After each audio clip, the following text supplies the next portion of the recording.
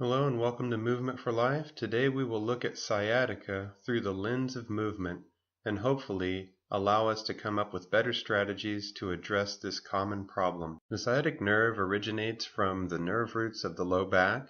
It travels down the leg and branches into other nerves which provide sensation to the skin of the outside of the leg, the heel, and the top and bottom of the foot. The environment for the nerve roots, which turn into the sciatic nerve, have limited tolerance for rotation and side-to-side motion.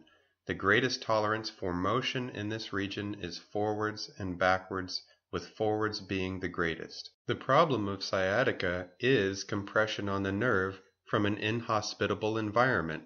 This could be reduced joint space, something occupying the nerve space such as a herniated disc, or even soft tissue entrapment, limiting the mobility of the sciatic nerve.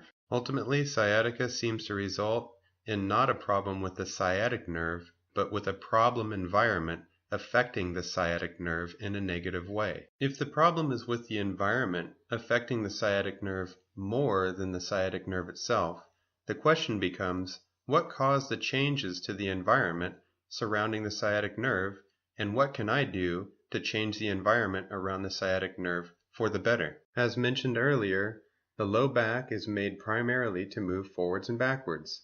When we see too much rotation or side-to-side motion taking place in this area, we also see a negative impact to its environment. When regions of our body designed for rotation, such as our hips, become limited, they will obligate other regions to bear the burden of rotation, such as the low back. The low back is trapped between two regions of the body designed to rotate and move side to side.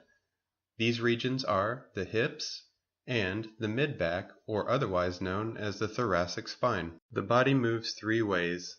Each region of the body performs a unique combination of these three motions. The low back, or the environment for the sciatic nerve, mainly moves forwards and backwards.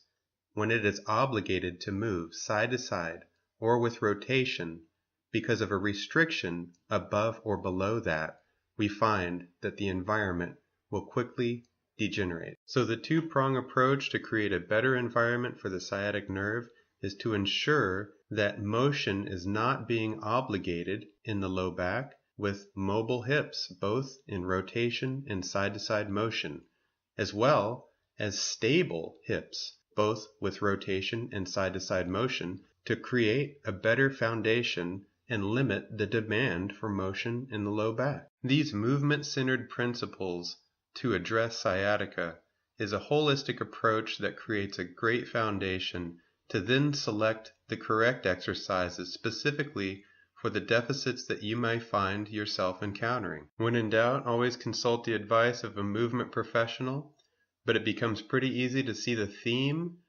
with a restricted hip, how it will obligate motion in the low back. With a weak hip, how it will burden the low back to move more than it's designed to do as well. Thanks for watching and look forward to some exercise ideas posted in the future.